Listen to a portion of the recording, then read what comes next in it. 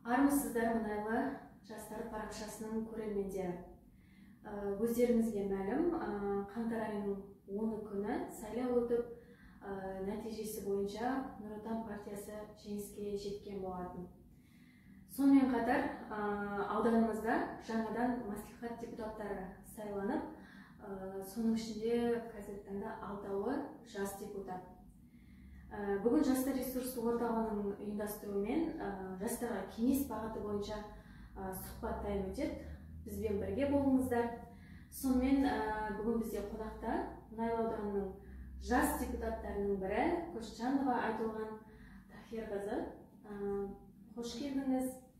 Бүгін біздің еркін форматтағы сұхбат болғасын, әртүрлі тақырыптарды қамтитын боламыз.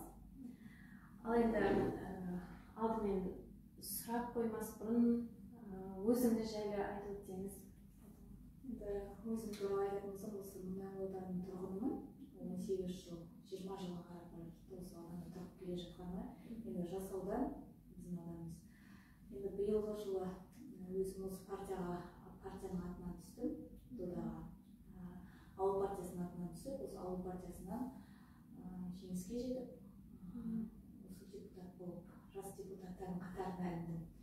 Енді өзім Ақтау қаласында оқыдым. Қоғамдық бірлестікте қызмет жасадым біраз жылдар бойы. Қазіргі таңда енді мектепте қызмет атқарамын, ұстаздық қызметін атқарып жүрмін. Қысқаша осы менде енді тұрмыстамын, жалпы осы ауданның белсенді жастарының бірімін деп айтуға болады. Бәрекелді. Екінші сұрағымыз, Айтолған ханым, енді өзіңіздің алдағы қойған мақсатыңызбен, жоспарларыңызбен бөлісе отырсаңыз. Енді алдағы уақытта мақсат өте көп, жоспарымыз да көп. Енді осы мандатқа, осы атаққа ие болғандықтан ол абыроймен қызмет атқару елге ең бірінші. Осы ауданымыздағы әлеуметтік мәселелер болсын, қандай да мәселелердің дұрыс шешімде тұрғындарға дұрыс көмек қолын ұсыну, жастарға, соның ішінде жастар. Енді біздің ауыл партиясының өзінің 5 бағыты бар. Әлеуметтік бағыттардың 5 бағыты алдағы уақытта осы біздің енді партиямыз соңғы орындардың бірі болып қалды. Мәжілісте орын алмасақ та, енді ауданда, облыста біздің депутаттарымыз ауыл партиясының атынан депутаттар шықты бірнеше. Енді осы партияның негізгі мақсаттарына жету үшін алдағы уақытта қызмет атқарамыз деп ойлаймыз. Енді біздің партияның сайлау алды бағдарламасында жалпы 5 бағыт болған болатын. Ең бірінші жас аналарды қолдау. Аналардың жаңағы пенсияның возраст, ерте шығуына бұрын қазір енді 63 жасқа 63-ге жеткіземіз деп жатыр ғой, сайын қосып. Біздің партияның жалпы осы сайлау алды бағдарламасында 53 жастан жаңағы зейнетке шығуы.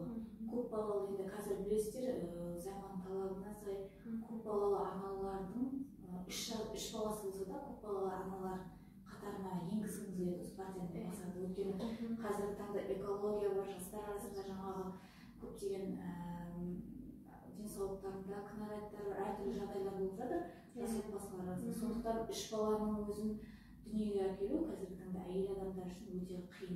Сондықтан 3 балалы аналарды көп балалар қатарына енгізгісі келеді біздің осы партиямыздың. Жалпы партия осы сол бағытта қызмет етеміз деп өзіміздің сайлауалды бағдарламамызға енгізген болатынбыз.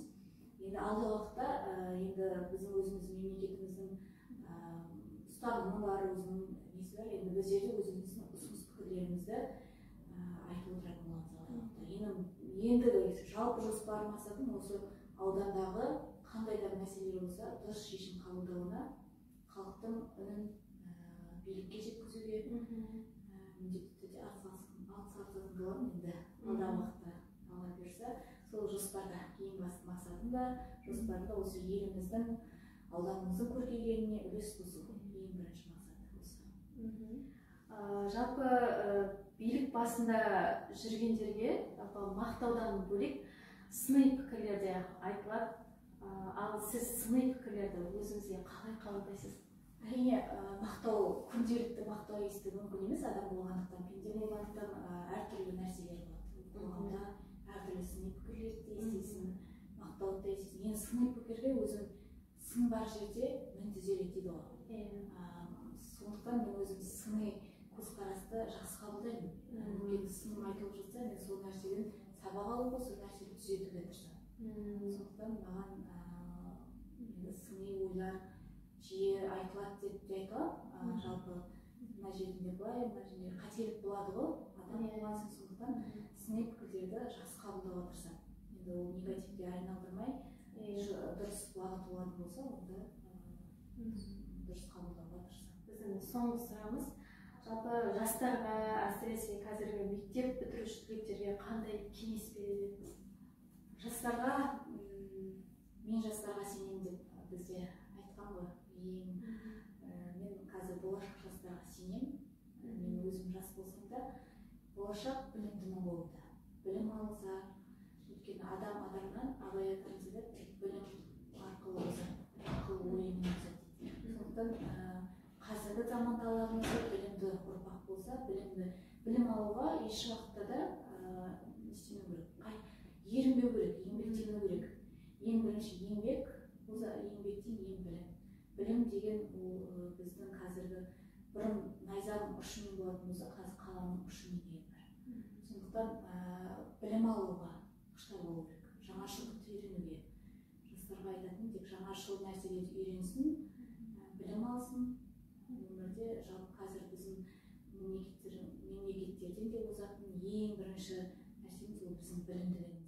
Жалпы осы ауданымыздың мәселелерін біразын көтеріп жүрген адам болғандықтан, мен де сол анамның жолын қусам, осы ауданның дамуына үлес қосармын деп ойлаймын.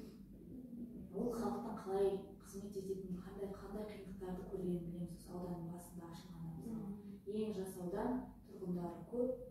Қазіргі таңда да мысалға Атамекен ауылының өзі бір Форт Шевченконың бір ауыл несін қосқанда келмейді халық саны, олардың Атамекеннен аз. Масылдық Атамекен ауылымызға тұрғындары көп қой. Сондықтан жастарға мектептер де жақсарып келе жатыр, мектеп саны да көбейіп, жастарға мүмкіндік көп. Қазір мысалы мүмкіндік көп. Мен енді көп өмір сүрген деп айтпаймын, осы жерде.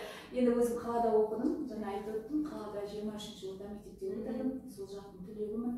Енді мен Атамекеннен қатынап оқыдым. Қазіргі таңда оқушылар бақытты, өйткені таза жаңа өткенде айтамын, ол еңбек жолында не істеп автобустағы жағдайлары жақсы, отырып келеді. Ал мен өзім оқыған кезімде 5-ші сыныптан бастап оқыдым, осы қатынап қалаға.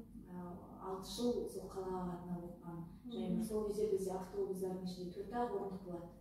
Кім бірінші отырса сол отырады, болмаса сол автобус былай қозғалса былай құлаймыз, былай қозғалса былай құлаймыз. Сонда енді қазір айтып отырсам, қазіргі жастарға бақытты, өйткені барлық жағдай жасалған.